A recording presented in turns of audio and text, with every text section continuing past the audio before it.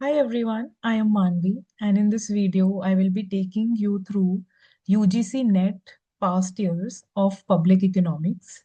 If this helps you, I will request you to go through the mock series which is created by me and Nancy ma'am.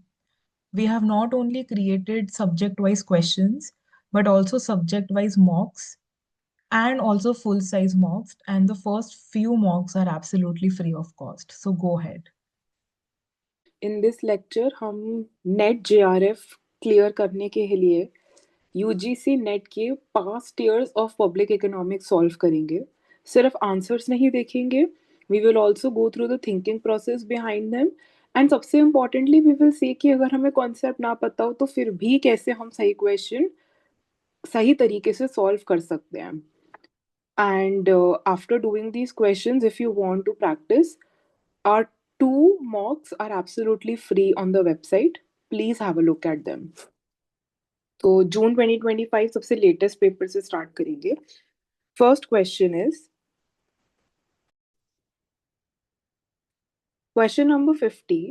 Cities can be made worth living if are vigorously planned to serve the needs of the people.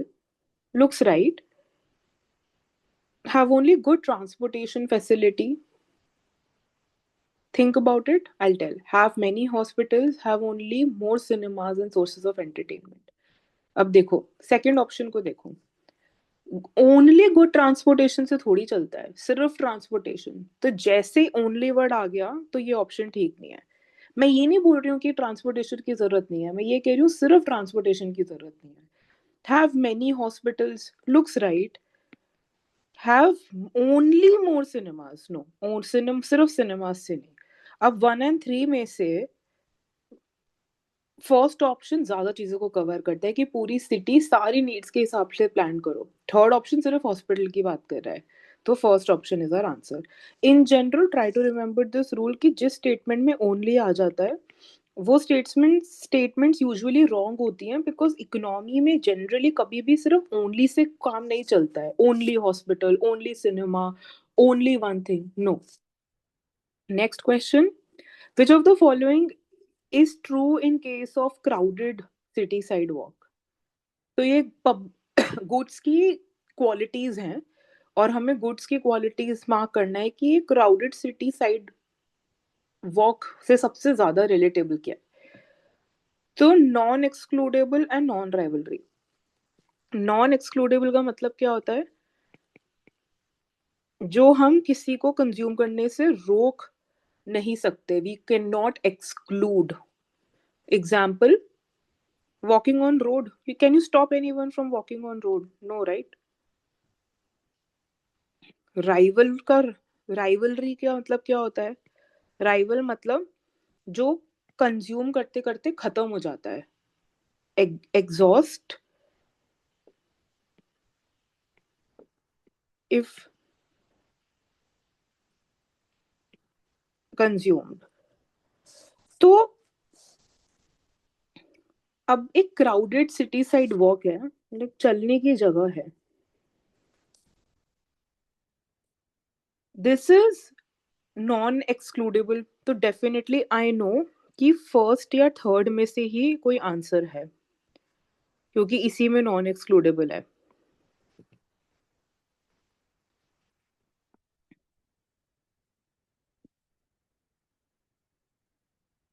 I definitely no कि या तो ये वाला है या तो ये वाला है. बट राइवलरस कैसे सोचें?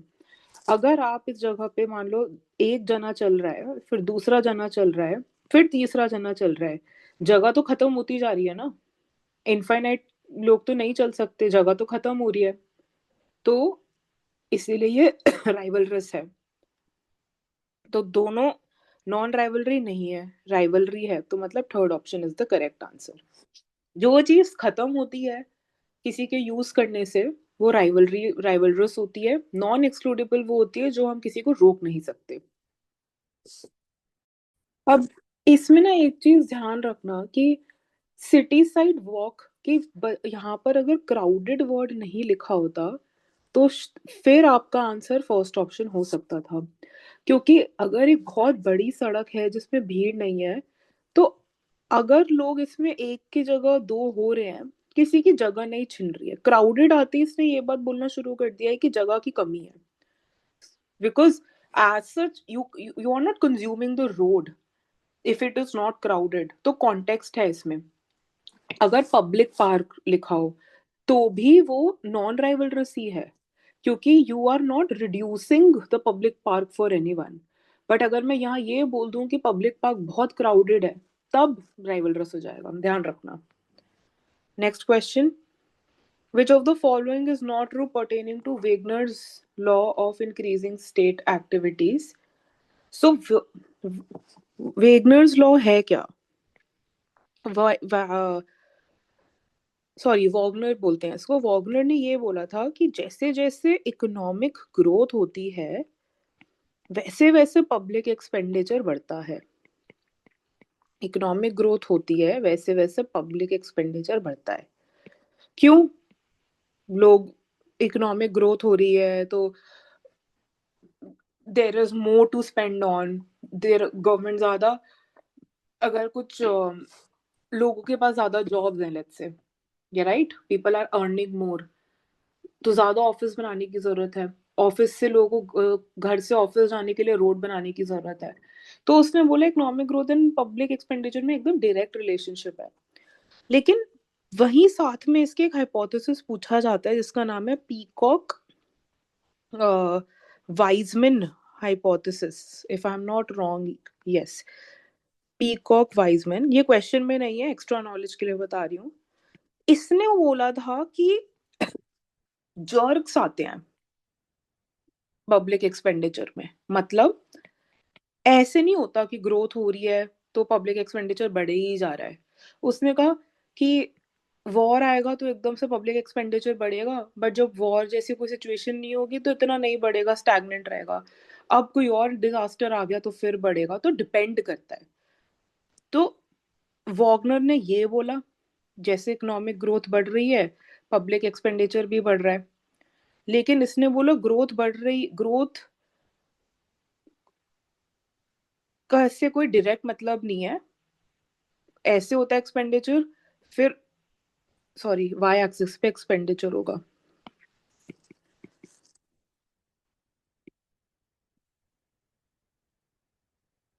और ये तो इसने ये बोला था कि पीकॉक ने कि ग्रोथ है, बट जरूरी नहीं है ग्रोथ के साथ एक्सपेंडिचर हमेशा बढ़े। कभी बढ़ेगा, कभी कांस्टेंट रहेगा, कभी बढ़ेगा, कभी कांस्टेंट रहेगा। तो अब आप क्वेश्चन को पढ़ो और सॉल्व करो। Wagner's law is classified as positive theory of public expenditure. Yes, यही तो है, पब्लिक एक्सपेंडिचर के साथ पॉजिटिवली कोई बात रिलेटेड है, पॉजिटिव थ्योरी है पब्लिक एक्सपेंडिचर को लेके। बी ऑप्शन क्या कह रहा है? पब्लिक एक्सपेंडिचर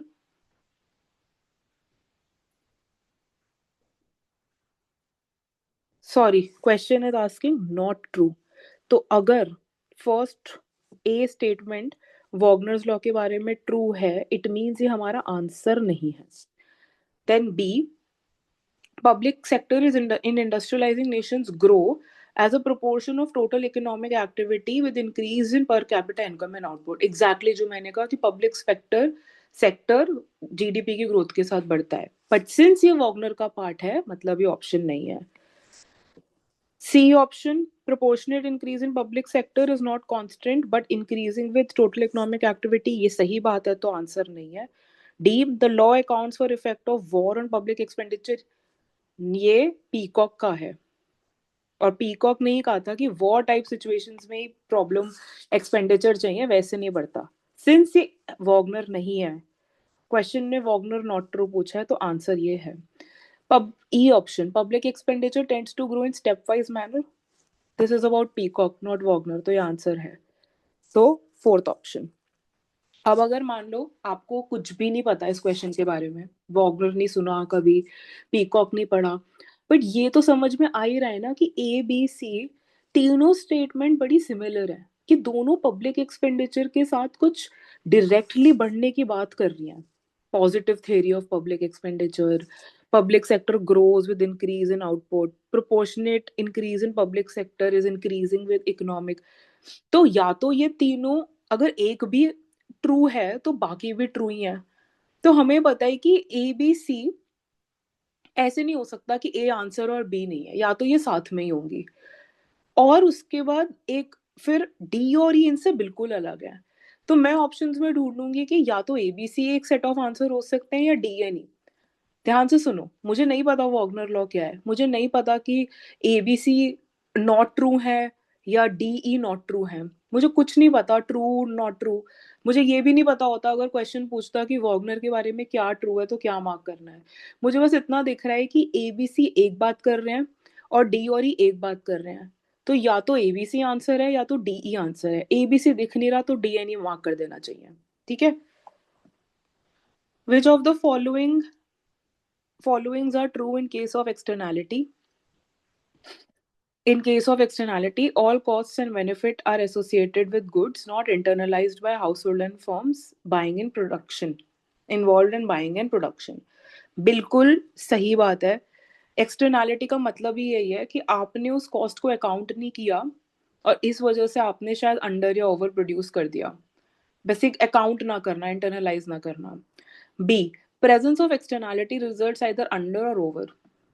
जब किसी चीज को अकाउंट नहीं करोगे ढंग से तो हमेशा कुछ ना कुछ गड़बड़ होगी.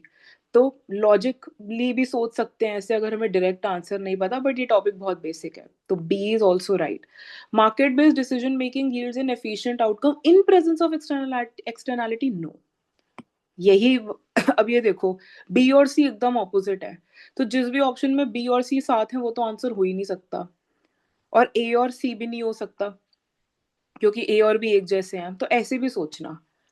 ठीक है. D, in case of negative externality marginal social cost is higher than marginal cost. Yes. आपने नेगेटिव एक्सटर्नैलिटी मतलब कि सोशली लोग जो सोशल कॉस्ट है जिसमें एक्चुअल एक्सटर्नैलिटी आपने इंक्लूड कर ली है तो वो प्राइवेट कॉस्ट से ज्यादा ही होगा. Well defined property rights can solve the problem of externality. अगर आप प्रॉपर्टी राइट डिफाइन कर दो कि किसका क्या है, then you can have an arrangement where either party is compensating the other. Imagine करो तुम्हारी फैक्ट्री है, तुम्हारी फैक्ट्री से रिवर में गंद जाता है जिस वजह से फार्मर को प्रॉब्लम है. अगर राइट्स डिसाइडेड हो कि रिवर किसकी है और फैक्ट्री किसकी है तो फिर कुछ डिजाइन किया जा सकता है. This is also right. So any option which has A B D and A B A, B, D, E. Yeah, third option is our answer. Where we have question number 107. Which of the following is not true according to classical views on public debt? Public debt financing requires fund for interest payment. Amortization has double burden on taxpayers. Second option, public debt finances requires budget policy as a tool of stimulating aggregate demand. अब ध्यान से देखो, ये topic है जो किसी ने classical के व्यू से नहीं किया होता, बट हमें क्लासिकल के बारे में ये पता है कि ये बहुत ज़्यादा फ्री मार्केट में बिलीव करते थे. बहुत ज़्यादा बिलीव करते थे कि पॉलिसी जैसी चीज़ की कोई ज़रूरत नहीं है. तो ऐसा ऑप्शन जो डायरेक्टली बोल रहा है policy as a tool, that is not true according to classical. तो हमारा आंसर यही है. ठीक है. बस यहाँ पे इतना ही जानने की ज़रूरत है और ज़्यादा सोचने की ज़रूरत नहीं है. 138 कोस्ट थ्योरम के हिसाब से पॉसिबल आउटकम्स क्या हो सकते हैं? Polluter pays the victim to continue polluting. हो सकता है. मैंने आपको जो ये एग्जाम्पल दिया फैक्ट्री और नदी वाला, हो सकता है कि जो पोल्यूटर है वो फार्मर को बोले कि तुम मुझसे थोड़े से पैसे ले ले बट मुझे मेरा काम करने दे. I will compensate you for the loss you have. तो ये आउटकम हो सकता है. The victim pays the polluter to reduce pollution. Farmer बोले थोड़ा सा तू पोल्यूशन कम कर, काम कर, 100 रुपए मुझसे ले ले. भी हो सकता है. See, the government must set pollution taxes. Must तो की तो कोई बात नहीं है, वो लोग आपस में अपनी प्रॉब्लम सॉल्व कर सकते हैं. यही कोस्ट थ्योरम के पूरा फाउंडेशन है. तो मस्ट तो नहीं, मतलब सेट मस्ट नहीं होता तो मैं बोलती ऑप्शन ठीक है, पर ऐसा मस्ट जैसी कोई बात नहीं है.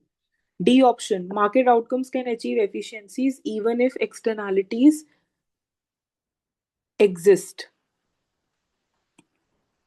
फिर से पढ़ते हैं, market outcomes can achieve efficiency even if externalities exist. अब कंफ्यूज मत होना कि पहले तो नहीं हो सकती थी और अब ये क्यों हो सकती है. कोस्ट थ्योरम बोलता ही यही है कि एक्सटर्नैलिटी हो तब भी मार्केट आउटकम एफिशिएंट हो सकता है अगर दोनों पार्टीज एक दूसरे को कंपनसेट कर दें. तो ये ऑप्शन इस केस में कॉन्टेक्स्ट में ठीक है, इसीलिए हमें रटना नहीं है, समझना है. Last option, the polluter and the victim always have equal bargaining power. Yes, this is a very simple assumption which we take in Coase theorem. So any option which sorry, the polluter and victim always have equal bargaining power is an assumption, it's not an outcome. तो ये answer नहीं होगा. बात सही है पर वो एक assumption outcome नहीं है. तो A B D second option is our answer.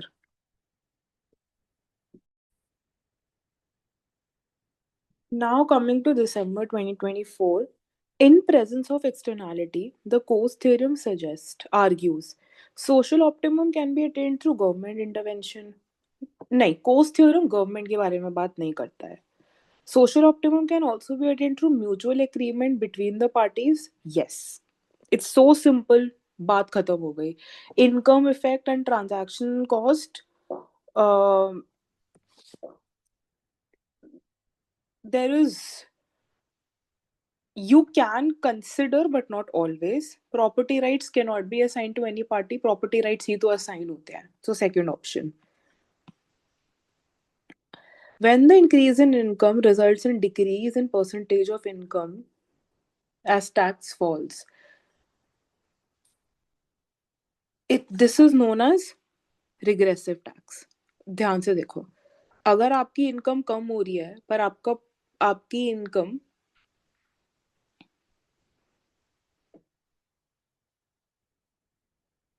when the increase in income results in the decrease in percentage of income as tax falls, मतलब अगर आपकी इनकम 10,000 से 1 लाख हो रही है तो आपका टैक्स रेट अगर कम हो रहा है मतलब आप एक ऐसी इकोनॉमी में रहते हो जो रिग्रेसिव है.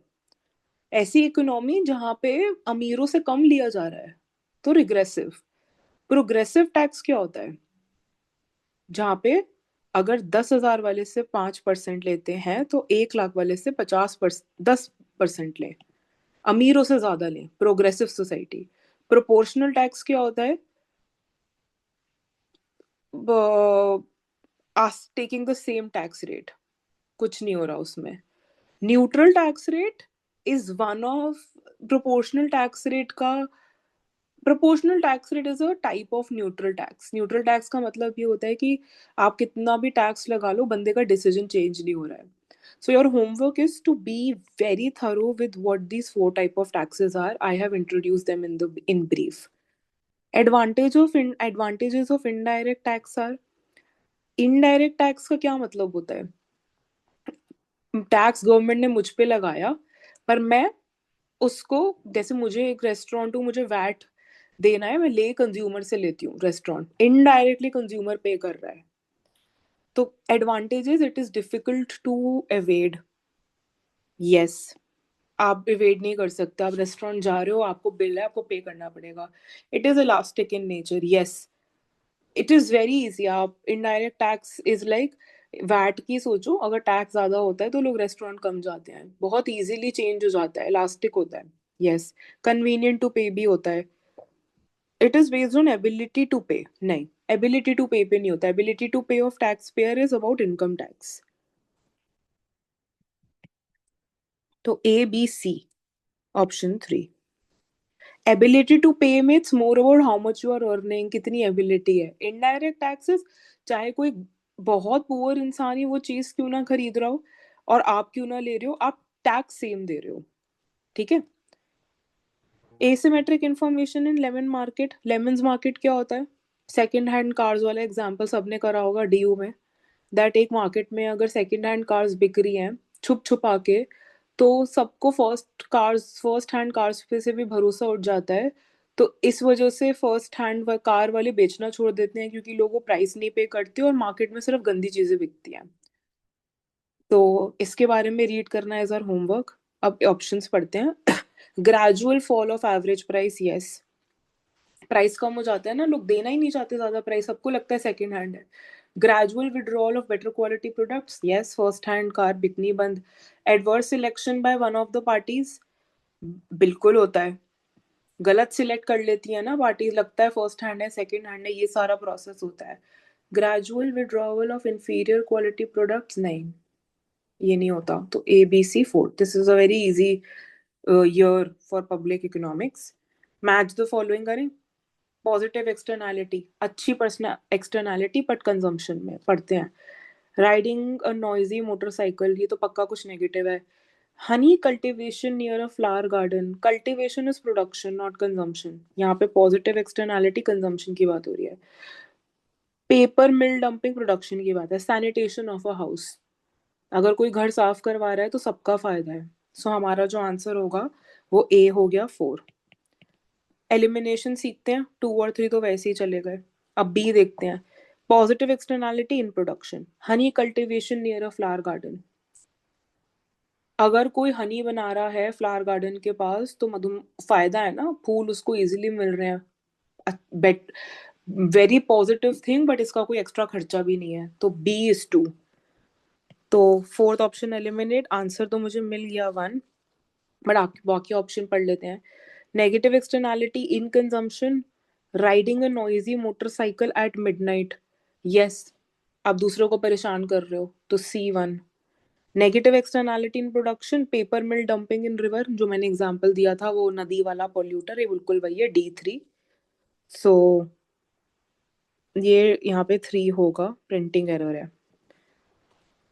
Vertical equity in taxation requires, vertical मतलब ऐसा होता है ना वर्टिकल, और ये हॉरिजॉन्टल, तो वर्टिकल मतलब अमीर, मिडिल क्लास, पुअर, और हॉरिजॉन्टल एक ही इनकम क्लास के अक्रॉस बात करना, ये बात ध्यान रखना।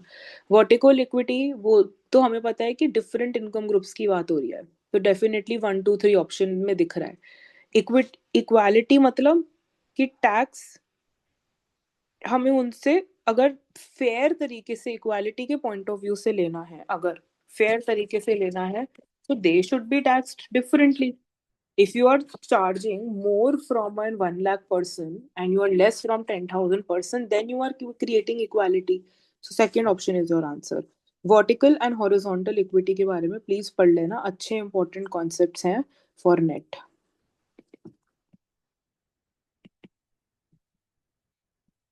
ठीक है, अब ये पढ़ लेते हैं लिंडाल थ्योरी।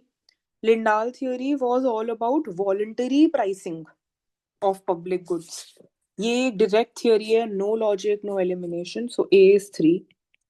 क्लब थ्योरी जो है, it is a lot about public goods का production, club goods, public goods, तो बी इज 1। पार्किंसंस लॉ जो है, it talked about that how government agencies में कांस्टेंट एम्प्लॉयमेंट होती रहती है। सिंपली उसने ये बात बोली थी कि जितना गवर्नमेंट एजेंसी बढ़ाती है अपना काम, वो एम्प्लॉयमेंट करती रहती है। आपको बस इस लॉ के बारे में थोड़ा सा पढ़ना है, very direct, C2। And होटलिंग rule is all about pricing of ऐसे रिसोर्सेज जो एग्जॉस्ट हो जाते हैं, सो D4 फर्स्ट ऑप्शन है answer. But I would suggest कि आप बस ये थियोरीज और ये रूल्स को रीड कर लो, ये इतने डायरेक्टली आते हैं, कोई लॉजिक नहीं है, कोई दिमाग लगाने वाली चीज नहीं है। फिर last question in this paper, due to open access to a property after its over used, such a situation is called 1, याद रखना ये। ट्रेजेडी ऑफ कॉमन्स, जहाँ पे डीयू में पढ़ा होगा, जो भी बच्चे यहाँ डीयू से हैं, ओवर ग्रेजिंग हो जाती है एक फार्म की, बहुत ओवर कैपेसिटी। मार्केट फेलियर नहीं है ये, एक्सटर्नैलिटी भी नहीं है, मॉरल हजार्ड भी नहीं है। Market failure is more about कि इक्विलिब्रियम और एफिशिएंट ना होना। एक्सटर्नैलिटी इज कि कोई चीज है जो छुपी रह गई। Moral hazard is more about धोखा देना। तो फर्स्ट ऑप्शन ही हमारा इस केस में आंसर बैठ रहा है। Consider the following statements. If a market generates side effect or externality, then the market allocation is efficient. No, this is not the case. Externality side effect हो रहा है तो inefficient होता है till the time आप कुछ intervention ला रहे हो. B, if a market is efficient, then the quantity produced maximizes both consumer and producer surplus, बिल्कुल सही बात है। अगर सब कुछ एफिशिएंट है तो कंज्यूमर प्रोड्यूसर सरप्लस दोनों ही अपने मैक्सिमम पे होता है। ये देखो, सप्लाई डिमांड, ये एफिशिएंट वाला पॉइंट है। यहाँ प्रोड्यूसर सरप्लस भी मैक्सिमम है और कंज्यूमर सरप्लस भी अपने मैक्सिमम पे है। तो बी ऑप्शन बिल्कुल सही है। Consumer surplus is buyer's W T willingness to pay minus seller cost. नहीं, it's W willingness to pay minus price. Demand willingness to pay minus price, not seller cost. तो ये option गलत है, B सही है। Nash equilibrium concept implies that each player chooses the best strategy given strategies of others. बिल्कुल simple, yes, no doubt. Competitive market equilibrium is Pareto efficient. Yes, there is no other better option without making someone more खराब. ऐसे याद रखो, तो E सही है। तो B D E fourth option. And D and E are more of microeconomic concepts that would have been covered in the microeconomic series. Arrange the following taxes in sequences they were introduced. I really cannot tell you any technique here.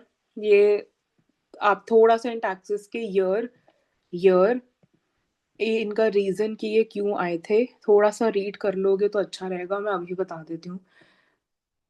आपका जो commodity transaction tax है ये 2013 में आया था। Security transaction tax जो है ये आपका 2004 में आया था। बैंकिंग कैश ट्रांजैक्शन टैक्स 2005 में आया था। Minimum alternate tax late 80s में आया था एंड एंजल टैक्स तो काफी लेट आया था। I think it came around 2012 और 13। तो if I were to arrange these, I think it was 12। It came before commodities transaction tax. So if I were to arrange these, सबसे पहले आएगा मेरा डी 80s वाला, फिर सिक्योरिटी ट्रांजैक्शन 2005, फिर banking transaction 2005 सी, उसके बाद कमोडिटी ट्रांजैक्शन टैक्स ए और फिर angel tax. Right, D B C A E ये रहा। Sorry, E A, angel tax पहले आया है, कमोडिटी बाद में, तो ये ऑप्शन है। आई नो इस क्वेश्चन में मैंने आपको ज्यादा कोई वैल्यू नहीं दी, but these are just some tax जो अगर आपको पता हो तो आपको बस साल से याद करना है, बहुत कॉन्टेक्स्ट नहीं है। So I am really sorry about this. Last question. Consider the following statements regarding public good. Public good is non-exclusive. मैंने अभी आपको शुरुआत में लेक्चर में राइवलरी और एक्सक्लूसिविटी के बताया है। Public good is like army, common park, तो एक्सक्लूसिव नहीं होते, तो ये बात सही है। Public good is national defence, बिल्कुल सही बात है। Public good is rival, no, ऐसा तो नहीं है कि आप कंज्यूम कर लेगे तो मेरे लिए नहीं बचता। Public good provides benefits to people at non-zero marginal cost.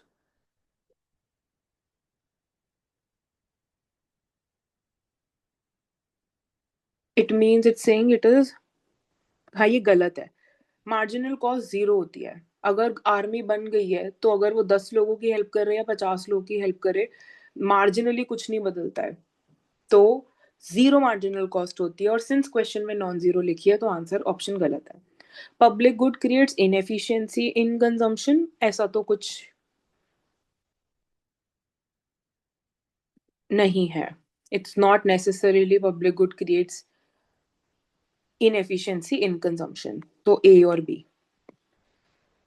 Thank you. I hope this provided some value to you. Please do visit our preview if you want to see the mocks which we have designed. Thank you.